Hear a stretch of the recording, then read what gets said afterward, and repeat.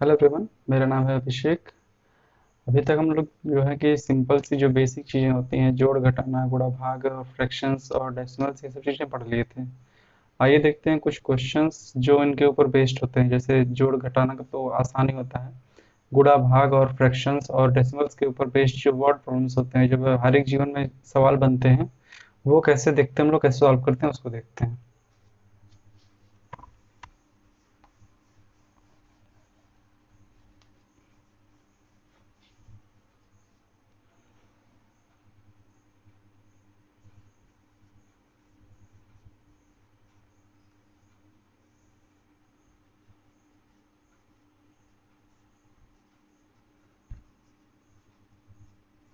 जो हर एक जीवन के प्रश्न, जैसे सिंपल सा क्वेश्चन लेते हैं। एक पेन की कीमत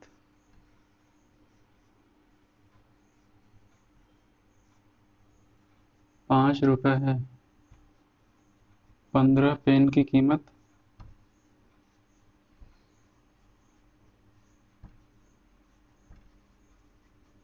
क्या होगी?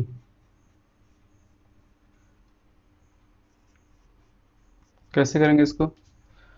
ऐसे टाइप का क्वेश्चन जब भी आया है, उसमें आपको हमेशा एक के ऊपर ध्यान देना है। हाँ, जब तक हमको एक का नहीं पता चलेगा तब तक हम निकाल नहीं सकते क्वेश्चन। तो यहाँ पर तुमको पहले से दिया हुआ है कि एक पेन की कीमत कितनी है। अगर नहीं दिया होगा किसी क्वेश्चन में, तो वहाँ पहले हम लोग निकालेंगे एक की कीमत, और फिर उसके बाद बाकी जितने भी पूछेगा उसका निकाल देंगे। ठीक है? तो यहाँ पर हमको पता है एक पेन की कितने रुपए का, 5 रुपए का। 15 पेन की, तो क्या करेंगे, 15 × 5 = 75। ठीक। दूसरा क्वेश्चन ले लेते हैं। 3 पेन की कीमत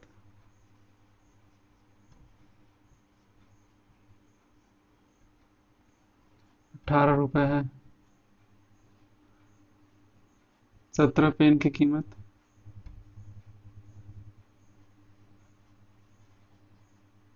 क्या होगी? तो क्या करेंगे, हमको पहले एक पेन का, जब भी कोई क्वेश्चन आए इसमें हमेशा आपको सिर्फ एक चीज करना है कि पहले एक का निकालिए। एक का निकालने के बाद कितने का भी पूछेगा हम लोग निकाल लेंगे। तो 3 पेन की दिया हुआ है।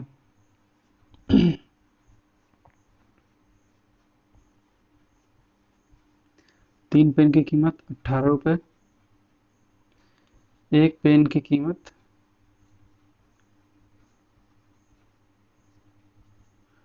18/3 = 6 रुपए। ठीक है। अब एक का आ गया 6 रुपए। हमको 17 का चाहिए। 17 क्या करेंगे, 17 पेन की कीमत,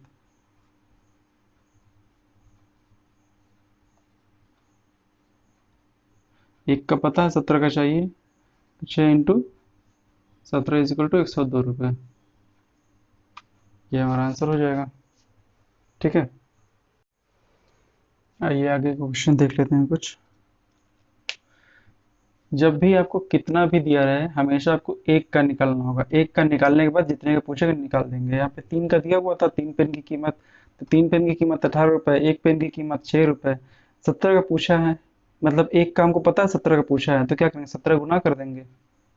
ठीक है, ये तो आसान क्वेश्चन है।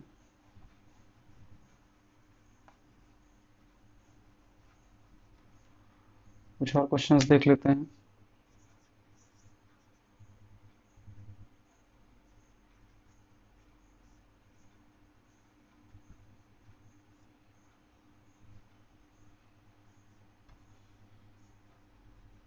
एक दर्जन केले की कीमत 18 रुपए। 15 केलों की कीमत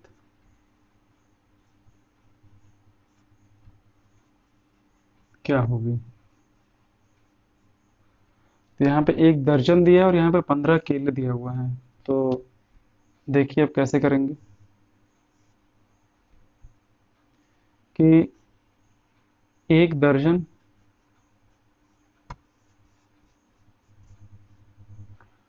केला कितने का है, 18 रुपए का, और एक दर्जन में होता कितना है? एक दर्जन में होता है 12, कोई भी चीज एक दर्जन है तो यानी वो 12 है, संख्या में 12, यानी कि 12 केलों का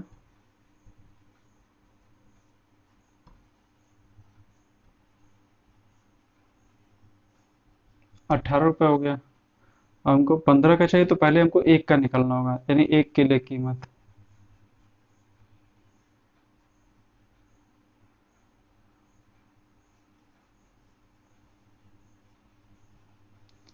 एक केले की कीमत कितनी हो गई, 18/12। ये जगह 6 से 3 बार, 6 से गया 2 बार, यानी कि 3/2 रुपए। अब ये 3/2 कन्फ्यूजन नहीं होना चाहिए, ये 1.5 रुपीज़ ही है, कुछ और नहीं है। या फिर 3/2 भी छोड़ सकते हैं, ऐसे भी करके आगे चल सकते हैं। तो एक केले की कीमत हमको पता चल गई है, हमको चाहिए 15 की। तो 15 केले की कीमत कितनी हो जाएगी, एक का पता है 3/2, 15 में गुणा कर देंगे तो हो जाएगा 45/2 इज इक्वल टू 22/2 या फिर 22.5 रुपये। ठीक है, एक दर्जन का हमको दिया हुआ था 18 रुपये, 15 किलो का कीमत हमको पता करना था। ठीक है, तो क्या करेंगे, एक दर्जन का हमको पता है, पहले एक का निकाल लेंगे। ठीक, एक का पता चल गया हमको, एक केले का 3/2 रुपये। फिर एक का पता चल गया, 15 का पूछा है, तो 15 केले की कीमत क्या करेंगे, एक का कीमत इंटू जितनी संख्या है, तो 15×3 = 45/2, 22.5 आ जाएगा। यही इजी से क्वेश्चंस होते हैं और कुछ खास नहीं होते हैं।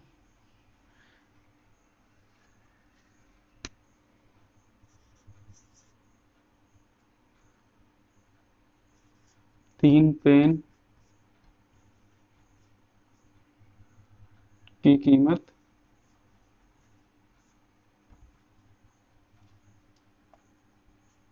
18 रुपये है। 5 कॉपी की कीमत 35 रुपये है।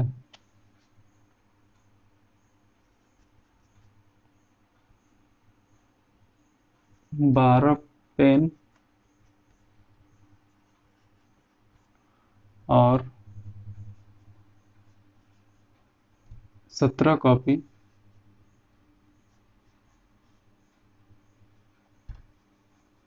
की कीमत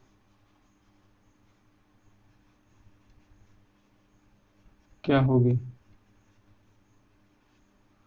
ठीक है, 3 पेन की कीमत 18 रुपये है, 5 कॉपी की कीमत 35 रुपये है, और 12 पेन और 17 कॉपी की कीमत हमसे पूछी हुई है। तो क्या करेंगे, सबसे पहले एक कॉपी का निकाल लेंगे, एक पेन का निकाल लेंगे, फिर जितने जितने का पूछेगा उतने उतने को निकाल करके दोनों को जोड़ देंगे। जैसे घर से सामान लेने के लिए निकलते हैं, तो इसी तरह से निकलते हैं ना पैसा, कि इतना ये लेना है, इतना वो लेना है। तो एक एक किलो का रेट पता होता तभी ना पता चलता है कि नहीं, 5 किलो लेना है आलू तो कितना लगेगा, प्याज लगेगा तो कितना लगेगा। तो इस तरह से वही चीज दिमाग लगाना है। कुछ मैथमेटिक्स में लोग आकर के कुछ ज्यादा ही सोचने लगते हैं, गुणा करेंगे कि जोड़ेंगे, घटाएंगे, क्या करेंगे। तो व्यवहारिक जीवन में जिस तरह से सोचते हैं उसी तरह से सोचना है। 3 पेन की कीमत 18 रुपये है।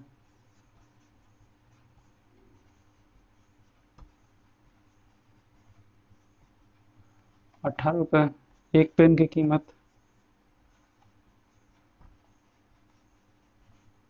कितनी आ जाएगी, 18/3, यानी 6 रुपये आ गई एक पेन की कीमत। फिर हमसे पूछा क्या, 12 पेन की कीमत। तो 12 पेन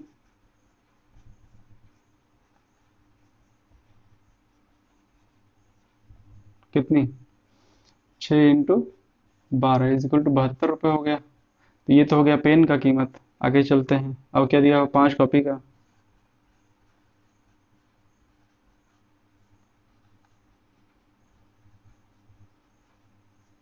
कितनी दी होगी, 35। एक कॉपी की कीमत कितनी हो जाएगी, 35/5 = 7 रुपये। और हमसे कितना पूछा है, 17 कॉपी का। तो एक का पता चल गया, 17 का पूछा है, तो क्या करेंगे, 17 कॉपी का गुणा कर देंगे, 7 × 17 = 119। अब लिखेंगे कुल दाम कितना हो गया, यहाँ से आया था 72 रुपये और यहाँ से आया था 119 रुपये। तो 9 2 11, 7 1 8 1 9 और ये 1, यही हमारा आंसर हो जाएगा। ठीक है, इजी होता है सब क्वेश्चन। 3 पेन की कीमत हमको दी हुई थी 18 रुपये, 5 कॉपी की कीमत दी हुई थी 35 रुपये, 12 पेन और 17 कॉपी का हमको कीमत पूछ रहा था। तो पहले क्या करेंगे, एक पेन का निकाल लेंगे, फिर जितनी पेन बोला है लाने के लिए उतनी पेन ले आएंगे 72 रुपये में। फिर 5 कॉपी का दिया हुआ था, एक कॉपी का निकाल लेंगे, फिर जितनी कॉपी बोला था उतनी कॉपी ले आएंगे, फिर दोनों का दाम जोड़ देंगे। ठीक है,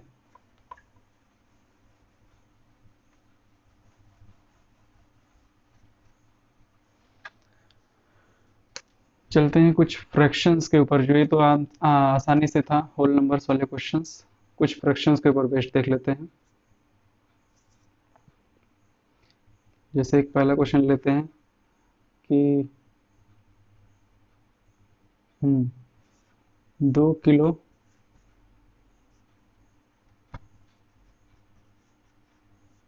आलू की कीमत 12 रुपये है, या 13 ले लेते हैं, ज़्यादा अच्छा लगेगा, डेसिमल भी आ जाएगा इसी में। 2 किलो आलू की कीमत कितनी हो गई, 13 रुपये। 2.5 किलो आलू की कीमत, ठीक है। तो 2 किलो आलू की कीमत हमको पता है, 2.5 किलो का निकालना है, तो सबसे पहले 1 किलो का निकाल लेंगे। तो 2 किलो आलू का कितने का मिल रहा है, 13 रुपये में। 1 किलो कितने का मिलेगा, 13/2। 2 से 1 पे आना तो बटे 2 कर दिए। ठीक है, ये आप हमेशा देखेंगे, जब 2 से 1 पे आ रहे हैं तो हमेशा भाग ही करेंगे, जितने बड़े से हमेशा छोटे पे आएंगे तो भाग करेंगे, छोटे से बड़े पे जाएंगे तो गुणा करेंगे। सिंपल सी। तो कितना आ गया ये, 6.5, इतना आ गया। या फिर इसको 6.5 भी लिख सकते हैं। ठीक, अब हमसे पूछ रहा है 2.5 किलो आलू का।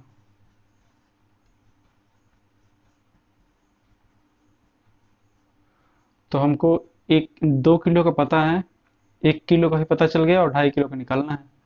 तो 6.5 रुपीज़ एक का हो गया, और 2.5 का निकालना है, तो कितना हो गया ये, 2.5 लिख सकते हैं इसको, 2.5 को। ठीक, ये हो गया। अब इसको सॉल्व करना है, तो इसको सिंपल सा, ये तो गुणा करने आता ही है। 65 का गुणा 25 में कर देंगे, 25 × 5 = 125, हाथ लग गया 12, 25 का 150, 150 और 12 162, और ये 2 पॉइंट पे, यानी कि 16.25। ठीक, ये आ जाएगा 2.5 किलो आलू का। इजी क्वेश्चन था ना। 2 किलो आलू का हमको पता था, 2.5 किलो का निकालना था। 2 किलो का पहले निकाल दिया हुआ है, 1 किलो का निकाल लेंगे। हमेशा जब भी कोई क्वेश्चन आए तो 1 किलो पहले निकालिए, और फिर 2.5 किलो का निकाल दीजिए। क्या करना है, 1 किलो का निकालने के बाद जितने का भी बोलेगा इसमें इसको कर देंगे।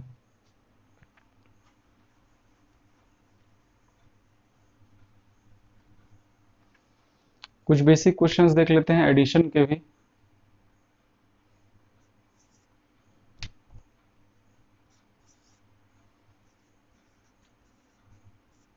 रमेश के पास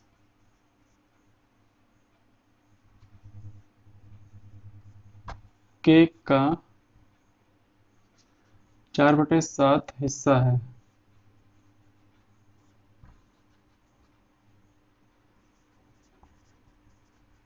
मुकेश के पास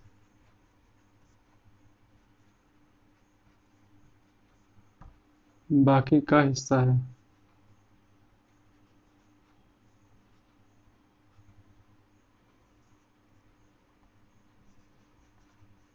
यदि केक का कुल वजन 14 किलो है, तो रमेश और मुकेश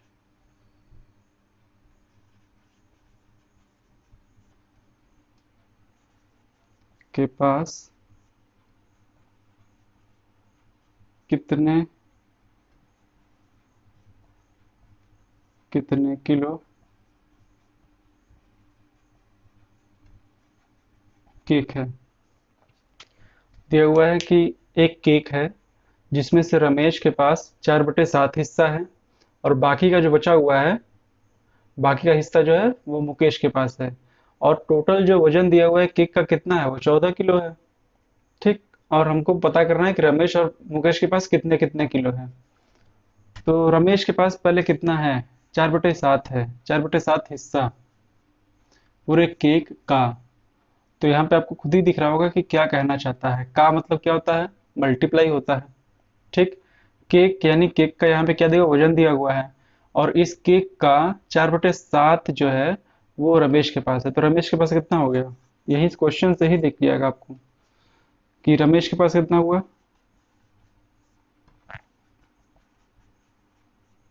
कितना आया 4/7, यानी केक का 14 × 4/7। तो 7 से गया 2 बार, ये 8 किलो आ गया रमेश के पास। अब अगर मुकेश का निकालना है तो दो तरीके से निकाल सकते हैं। या तो मुकेश का हिस्सा निकालिए आप फ्रैक्शन के ही भिन्न के फॉर्म में, या फिर डायरेक्ट ये निकाल लीजिए कि रमेश के पास 8 किलो है और टोटल 14 किलो था, तो उसके पास बचा कितना, सीधे सीधे निकल गया मुकेश के पास।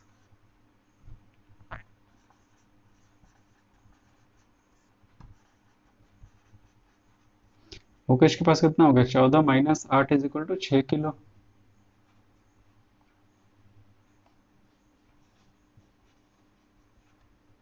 ठीक है। अगर यही चीज आप दूसरे तरह से निकालना चाहें तो ये भी कर सकते हैं कि अगर रमेश के पास 4/7 है तो कोई भी चीज हो वो अपने आप में एक होती है। टोटल अगर लेंगे किसी भी चीज का, तो यदि वो अपने भिन्न के फॉर्म में अगर लिखना चाहें कि अगर कोई चॉकलेट है वो बोलना चाहेंगे पूरी चॉकलेट कितनी है, तो बोलेंगे एक है वो।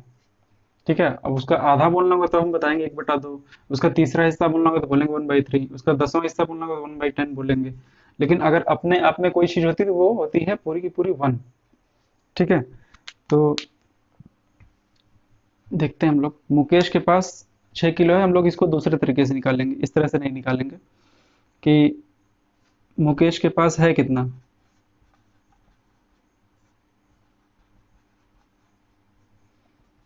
रमेश के पास जो है 4/7 हो चुका है, तो यानी कि एक पूरा था। ठीक।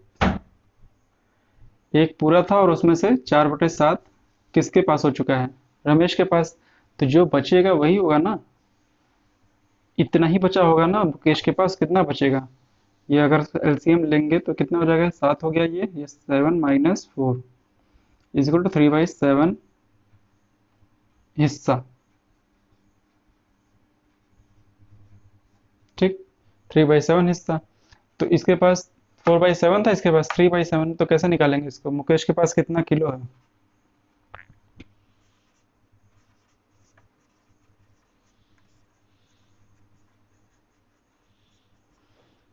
3/7 कितने का, केक का 3/7। तो केक कितने का वजन का था, 14 किलो का था।